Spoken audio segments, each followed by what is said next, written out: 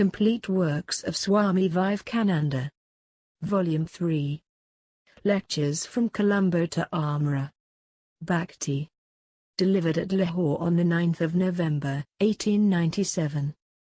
There is a sound which comes to us like a distant echo in the midst of the roaring torrents of the Upanishads, at times rising in proportion and volume, and yet, throughout the literature of the Vedanta, its voice, though clear, is not very strong.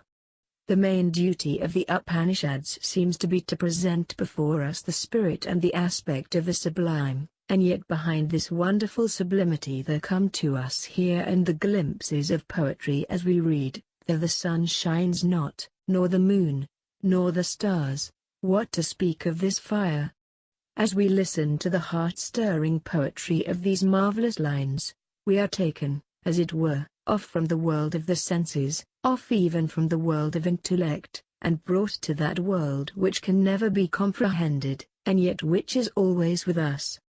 There is behind even this sublimity another ideal following as its shadow, one more acceptable to mankind, one more of daily use, one that has to enter into every part of human life, which assumes proportion and volume later on, and is stated in full and determined language in the Purâna, and that is the ideal of Bhakti.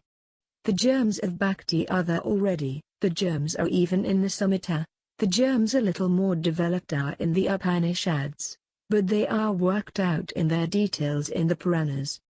To understand Bhakti, therefore, we have got to understand these Puranas of ours.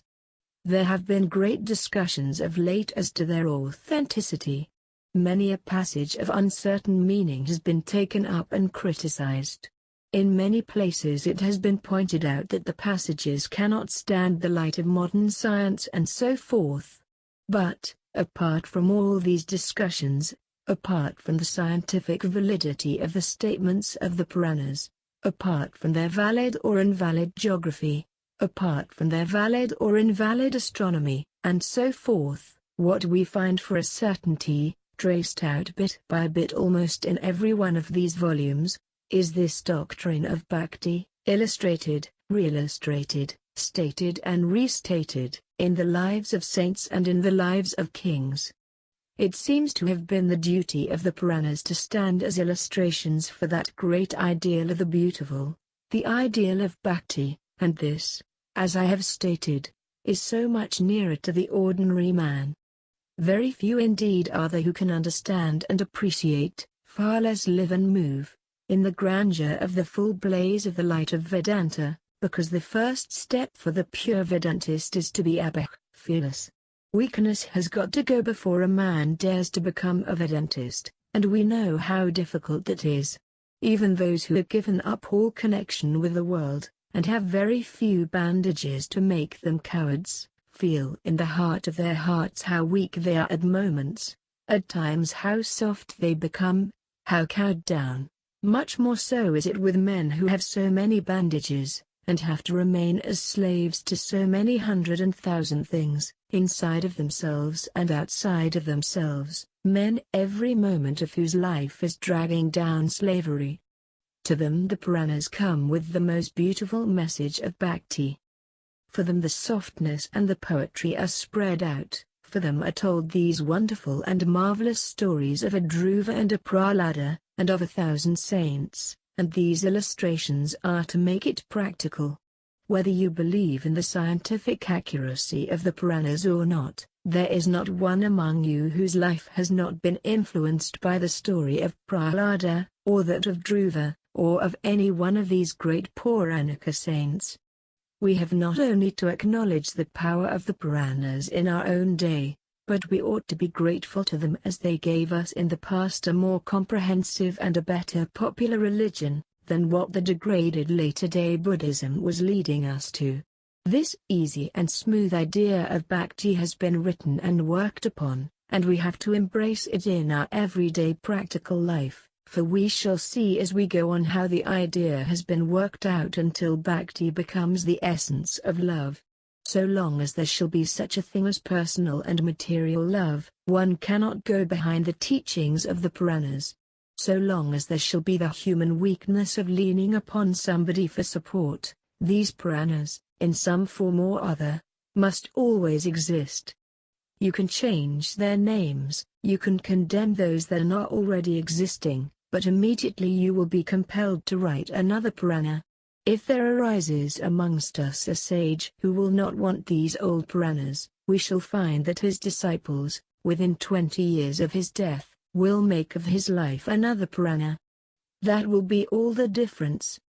This is a necessity of the nature of man, for them only are there no Puranas who have gone beyond all human weakness and have become what is really wanted of a Paramahamsa, brave and bold souls, who have gone beyond the bandages of Maya, the necessities even of nature, the triumphant, the conquerors, the gods of the world. The ordinary man cannot do without a personal god to worship. If he does not worship a god in nature, he has to worship either a god in the shape of a wife, or a child, or a father, or a friend, or a teacher, or somebody else, and the necessity is still more upon women than men. The vibration of light may be everywhere, it may be in dark places, since cats and other animals perceive it, but for us the vibration must be in our plane to become visible.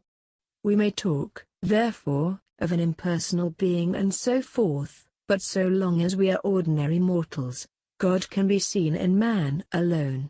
Our conception of God and our worship of God are naturally, therefore, human. This body, indeed, is the greatest temple of God. So we find that men have been worshipped throughout the ages, and although we may condemn or criticize some of the extravagances which naturally follow, we find at once that the heart is sound, that in spite of these extravagances, in spite of this going into extremes, there is an essence, there is a true, firm core, a backbone, to the doctrine that is preached. I am not asking you to swallow without consideration any old stories, or any unscientific jargon. I am not calling upon you to believe in all sorts of Vamakauri explanations that, unfortunately, have crept into some of the Puranas, but what I mean is this, that there is an essence which ought not to be lost, a reason for the existence of the Puranas, and that is the teaching of Bhakti to make religion practical, to bring religion from its high philosophical flights into the everyday lives of our common human beings. The lecturer defended the use of material helps in Bhakti. Would to God man did not stand where he is, but it is useless to fight against existing facts. Man is a material being now, however he may talk about spirituality and all that. Therefore the material man has to be taken in hand and slowly raised, until he becomes spiritual. In these days it is hard for 99% of us to understand spirituality, much more so to talk about it. The motive powers that are pushing us forward, and the efforts we are seeking to attain, are all material. We can only work, in the language of Herbert Spencer, in the line of least resistance, and the Puranas have the good and common sense to work in the line of least resistance, and the successes that have been attained by the Puranas have been marvelous and unique. The ideal of Bhakti is of course spiritual, but the way lies through matter and we cannot help it. Everything that is conducive to the attainment of this spirituality in the material world, therefore, is to be taken hold of and brought to the use of man to evolve the spiritual being. Having pointed out that the Shastras start by giving the right to study the Vedas to everybody, without distinction of sex, caste, or creed, he claimed that if making a material temple helps a man more to love God, welcome. If making an image of God helps a man in attaining to this ideal of love, Lord bless him and give him 20 such images if he pleases. If anything helps him to attain to that ideal of spirituality, welcome, so long as it is moral, because anything immoral will not help, but will only retard. He traced the opposition to the use of images in worship in India partly at least to Kabir, but on the other hand showed that India has had great philosophers and founders of religions who did not even believe in the existence of a personal God, and boldly preached that to the people, but yet did not condemn the use of images. At best they only said it was not a very high form of worship, and there was not one of the Puranas in which it was said that it was a very high form. Having referred historically to the use of image worship by the Jews, in their belief that Jehovah resided in a chest, he condemned the practice of abusing idol worship merely because others said it was bad. Though an image or any other material form could be used if it helped to make a man spiritual, yet there was no one book in our religion which did not very clearly state that it was the lowest form of worship, because it was worship through matter. The attempt that was made all over India to force this image worship on everybody, he had no language to condemn. What business had anybody to direct and dictate to anyone what he should worship and through what? How could any other man know through what he would grow, whether his spiritual growth would be by worshipping an image, by worshipping fire, or by worshipping even a pillar? That was to be guided and directed by our own gurus, and by the relation between the guru and the shishya. That explained the rule which Bhakti books laid down for what was called the Ishta, that was to say, that each man had to take up his own peculiar form of worship, his own way of going towards God, and that chosen ideal was his Ishta Devata. He was to regard other forms of worship with sympathy, but at the same time to practice his own form till he reached the goal and came to the center where no more material helps were necessary for him. In this connection a word of warning was necessary against a system prevalent in some parts of India, what was called the Kula Guru system, a sort of hereditary guruism.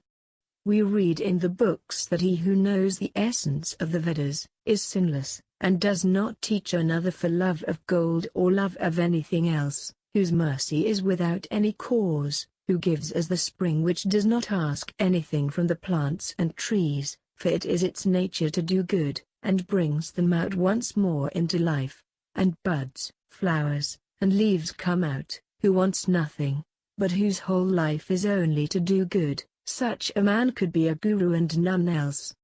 There was another danger, for a guru was not a teacher alone, that was a very small part of it. The guru, as the Hindus believed, transmitted spirituality to his disciples.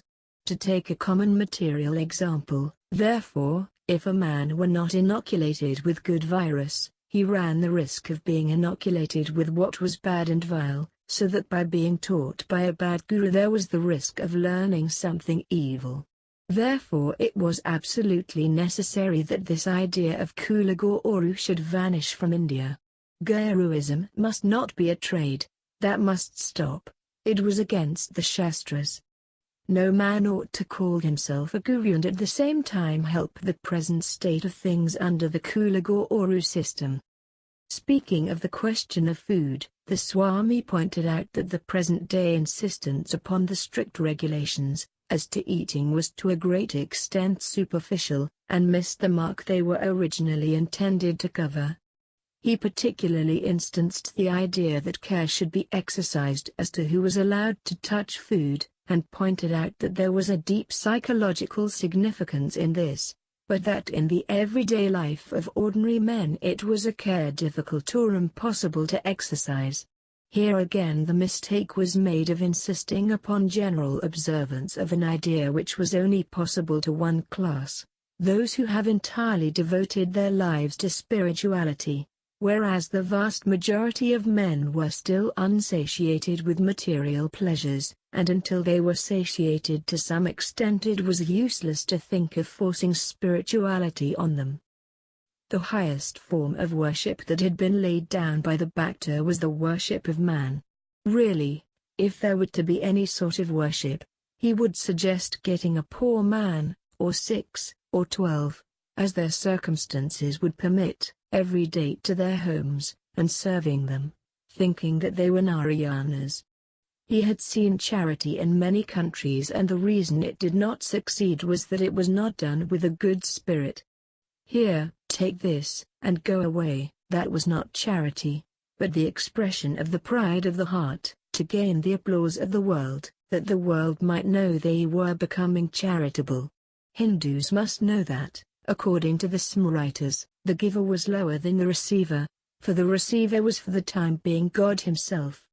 Therefore he would suggest such a form of worship as getting some of these poor Narayanas, or blind Narayanas, and hungry Narayanas into every house every day, and giving them the worship they would give to an image, feeding them and clothing them, and the next day doing the same to others. He did not condemn any form of worship, but what he went to say was that the highest form, and the most necessary at present in India, was this form of Narayana worship. In conclusion, he likened Bhakti to a triangle. The first angle was that love knew no want, the second that love knew fear. Love for reward or service of any kind was the beggar's religion, the shopkeeper's religion, with very little of real religion in it. Let them not become beggars, because, in the first place, beggary was the sign of atheism. Foolish indeed is the man who, living on the banks of the Ganga, digs a little well to drink water. So is the man who begs of God material objects. The Bhakta should be ready to stand up and say, I do not want anything from you, Lord, but if you need anything from me I am ready to give. Love knew no fear. Had they not seen a weak, frail, little woman passing through a street, and if a dog barked, she flew off into the next house? The next day she was in the street, perhaps, with her child at her breast. And a lion attacked her. Where was she then? In the mouth of the lion to save her child. Lastly, love was unto love itself. The Bhakta at last comes to this, that love itself is God and nothing else. Where should man go to prove the existence of God? Love was the most visible of all visible things. It was the force that was moving the sun, the moon, and the stars, manifesting itself in men, women, and in animals, everywhere and in everything. It was expressed in material forces as gravitation and so on. It was everywhere, in every atom, manifesting everywhere. It was that infinite love, the only motive power of this universe, visible everywhere, and this was God himself. From the report published in the Tribune,